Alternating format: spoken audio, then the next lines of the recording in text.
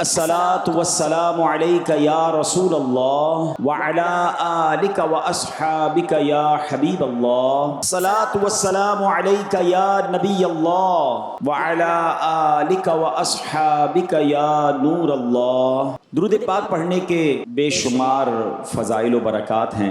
کعبے کے بدر الدجا صلی اللہ تعالی علیہ وسلم پر اللہ کے حبیب علیہ الصلوۃ والسلام کتنی پیاری فضیلت ہمیں خود عطا فرماتے ہیں۔ فرمایا کہ میرے پاس جبریل امین آئے اور انہوں نے حاضر ہو کر بتایا کہ یا رسول اللہ صلی اللہ تعالی علیہ وسلم، اللہ پاک فرماتا ہے کہ اے محبوب صلی اللہ تعالی علیہ وسلم، جو آپ پر درود پاک پڑھے گا میں اس پر رحمتیں نازل فرماؤں گا، جو آپ پر سلام بھیجے گا میں اس پر سلامتی اتاروں گا۔ مجھے بتاؤ کہ جس کے سر پر رحمتوں کا سایہ رہے اسے پھر کیا پرابلم ہے؟ اور اللہ کی رحمت کس کے ساتھ ہے کہ جو ایک بار درود پاک پڑھے اس پر 10 رحمتیں نازل کی جاتی ہیں۔ صلو علی الحبیب صلی اللہ تعالی علی محمد صلی اللہ علیہ وسلم۔ شیطان بعض لوگوں کے ذہنوں میں یہ وسوسہ ڈالتا ہے کہ میں تو دین کے قریب ہو رہا ہوں، اللہ کے قریب ہو رہا ہوں، اور مجھ پر آزمائشیں کیوں آ رہی ہیں؟ سنو سبحان اللہ، اللہ کے حبیب علیہ الصلوۃ والسلام کی کیا شان ہے۔ اعلیٰ حضرت ایسے ہی نہیں کہتے کہ میں نثار تیرے کلام پر، ملی یوں تو کس کو زبان نہیں، وہ سخن ہے جس میں سخن نہ ہو، وہ بیان ہے جس کا بیان نہیں۔ میرے آقا نے کم و بیش 1450 سال پہلے یہ مسئلہ سالو کر دیا۔ حضرت سیدنا سعد بن ابو وقاص رضی اللہ تعالیٰ فرماتے ہیں کہ میں نے عرض کی یا رسول اللہ صلی اللہ تعالیٰ علیہ وسلم، سب سے زیادہ مصیبتیں کن لوگوں پر؟ گلی مکا دی نا، پنجابی میں کہتے ہیں نا، گالی بات ہی ختم کر دی۔ حضور یہ بتائیں سب سے زیادہ مصیبتیں کن لوگوں پر آئیں؟ پیارے آقا نے فرمایا انبیاء پر۔ اللہ اکبر، اللہ کے سب سے قریب تو انبیاء ہیں نا، انبیاء پر، پھر ان لوگوں کے بعد جو لوگ بہتر ہیں، پھر ان کے بعد جو بہتر ہیں۔ سنو اب اگلا جملہ، بندے کو اپنی دینداری کے اعتبار سے مصیبت میں مبتلا کیا جاتا ہے۔ اگر وہ دین میں سخت ہوتا ہے اس کی آزمائش بھی سخت ہوتی ہے، اگر وہ دین میں کمزور ہوتا ہے تو اللہ عز و جل اس کی دینداری کے مطابق اسے آزماتا ہے۔ بندہ مصیبت میں مبتلا ہوتا رہتا ہے یہاں تک کہ اس کے دنیا میں ہی اس کے سارے گناہ بخش دیے جاتے ہیں۔ گویا اللہ کی یہ رحمت ہے کہ بندہ بڑا نیک ہو رہا ہے، رب چاہتا ہے کہ اس بندے پر آزمائش بھیجوں، میرا نیک بندہ صبر کرے، اس کے گناہ معاف ہو جائیں اور میرے پاس آئے تو اس کو جنت میں داخل کر دوں۔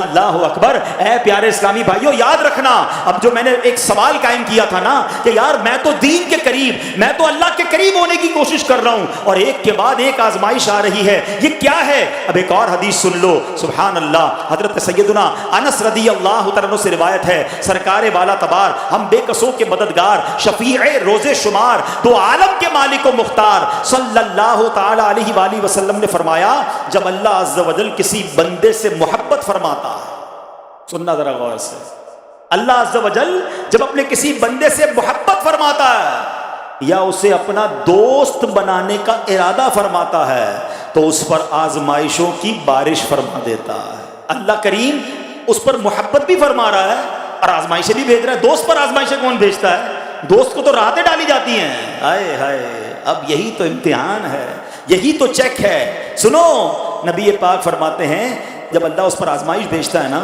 وہ بندہ اپنے رب کو پکارتا ہے، اے میرے رب عز و جل، تو اللہ فرماتا ہے میرے بندے تو جو کچھ مجھ سے مانگے گا میں تجھے عطا فرماؤں گا، تو جلد ہی تجھے دے دوں گا اور اسے تیری آخرت کے لیے ذخیرہ کر دوں گا۔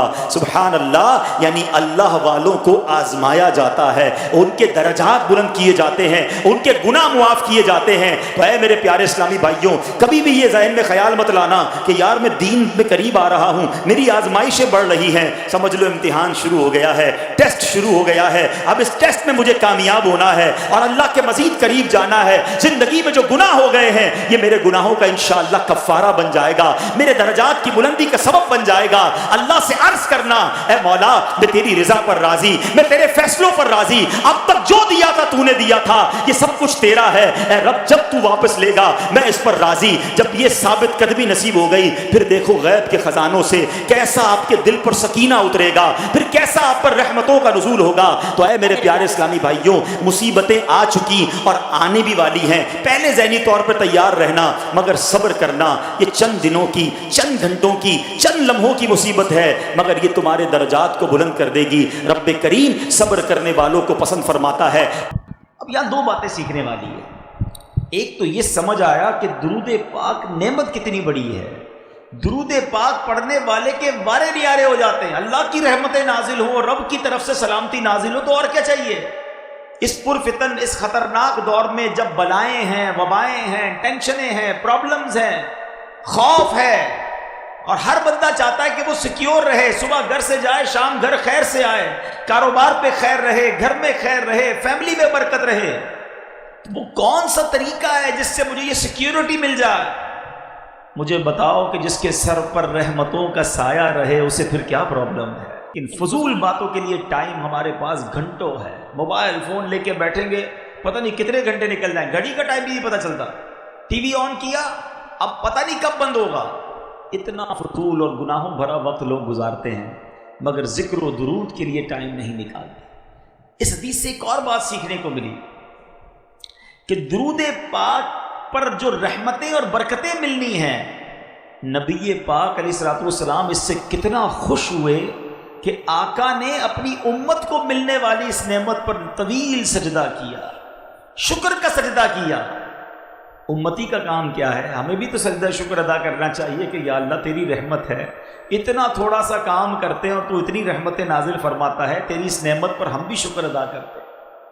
اور تیسری بات کہ نبی پاک کو ہم سے پیار کتنا ہے، ہم سے محبت کتنی ہے، درود آقا پر پڑھیں، رحمتیں ہم پر نازل ہوں گی، سلامتی ہمیں ملے گی، اور آقا اس کے شکرانے میں سجدہ کر رہے ہیں، تو پھر ہم کیوں نہ درود پاک سے پکی اور سچی محبت کر لیں۔ شعبان کا مہینہ یاد رہے کہ اس مہینے کو ماہ درود بھی کہتے ہیں، جی ہاں، کیونکہ جو درود پاک کی مشہور آیت ہے نا، آیت درود جس کو کہتے ہیں، ان اللہ وملائکتہ یصلون علی النبی یا ایھا الذین آمنوا صلوا علیہ وسلموا تسلیما، مل کر پڑھیں، صلی اللہ علی النبی الامی وآلہ صلی اللہ علیہ وسلم صلاۃ و سلاما علیک یا سیدی یا رسول اللہ۔ یہ آیت درود بھی شعبان میں نازل ہوئی ہے، اور شعبان کے بارے میں میرے آقا کیا فرماتے ہیں؟ شعبان الشہری، شعبان میرا مہینہ ہے، یہ مہینہ آقا کا، یہ مہینہ درود کا مہینہ۔ پھر کیوں نہ ہم درود پاک کی کثرت اپنی عادت بنائیں۔ کس طرح زیادہ سے زیادہ نیکیاں آسان طریقے سے کمائی جا سکتی ہیں، یہ آج اس بیان کا ٹاپک ہوگا۔ اگر آپ توجہ سے سنیں گے تو انشاءاللہ اللہ نے چاہا آپ کو کچھ ایسے طریقے مل جائیں گے جس سے آپ ڈیلی بیسس پر اپنے نامہ اعمال میں نیکیوں کا اضافہ کر سکیں۔ دیکھیں عقل مندی کیا ہے، پہلے یہ سوچئے۔ لوگ کہتے ہیں یار فلاں برتھ ڈے آج میری، 20ویں برتھ ڈے، 30ویں، 40ویں، انجوائے کرتے ہیں، پارٹی کرتے ہیں۔ حقیقت پتہ کیا ہے کہ جب برتھ ڈے آتی ہے نا، اس کا مطلب یہ ہے کہ ہماری زندگی کا 1 سال کم ہو گیا۔ ہر گزرنے والا دن ہم اپنی موت کے قریب ہو رہے ہیں نا۔ عقل مندی کیا ہے کہ جب ہم اپنی موت کے قریب ہوتے جا رہے ہیں، امتحان کا دن قریب آ رہا ہے، تو ہماری تو نیکیاں بڑھنی چاہیے نا، اللہ کی بارگاہ میں پیش ہونا ہے، تو ہر گزرنے والے دن کے ساتھ ہمارے نیکیوں میں اضافہ ہونا چاہیے۔ مگر بدقسمتی یہ ہے کہ دن گزر رہے ہیں، قریب ہو رہا ہوں موت کے، آخرت کے، مگر لگتا ایسا ہے کہ ہر روز اکاؤنٹ مائنس میں جا رہا ہے، گناہ بڑھ رہے، نیکیوں میں کمی ہے۔ تو اگر یہی حال رہا تو پھر تو گناہ کا انبار لگ جائے گا، نیکیاں تو ہوں گی نہیں ہاتھ میں، بنے گا کیا میرا؟ تو آج کے بیان میں ہم نے یہ سمجھنا ہے کہ ہمارے اسلاف بزرگان دین شب و روز کیسے گزارتے تھے، اور ان کے ذہن میں کیسا یہ بات ذہن میں بیٹھی ہوئی تھی کہ آخرت کی تیاری کو فوکس کرنا ہے۔ حضرت رابعہ بصریہ رضی اللہ تعالیٰ، بہت بڑا نام ہے، یہ ایسی خاتون ہیں جو ولیہ ہیں، 2 صدی ہجری کی مشہور ولیہ۔ آپ رحمت اللہ تعالیٰ علیہ، اللہ پاک اور اس کے پیارے حبیب علیہ السلام سے بڑی محبت کرنے والی اور خوف خدا میں رونے والی، عبادت گزار، شب بیدار خاتون تھی۔ آپ نے 50 سال ایسے گزارے کہ نہ بستر پر لیٹ کر آرام کیا، نہ تکیے پر سر رکھا۔ آپ کی خادمہ حضرت عبدہ بنت شوال رحمۃ اللہ تعالی علیہا فرماتی ہیں کہ حضرت رابعہ ساری رات نماز میں مصروف رہتی، صبح فجر سے پہلے مصلی پر لیٹ جاتی، کچھ ہی دیر کے بعد گھبرا کر اٹھتی اور خود سے کہتی، نفس تو اس ناپائیدار دنیا میں کب تک سوتا رہے گا؟ دنیا تو تنگی کا گھر ہے، پھر یہاں اتنی نیند کیوں؟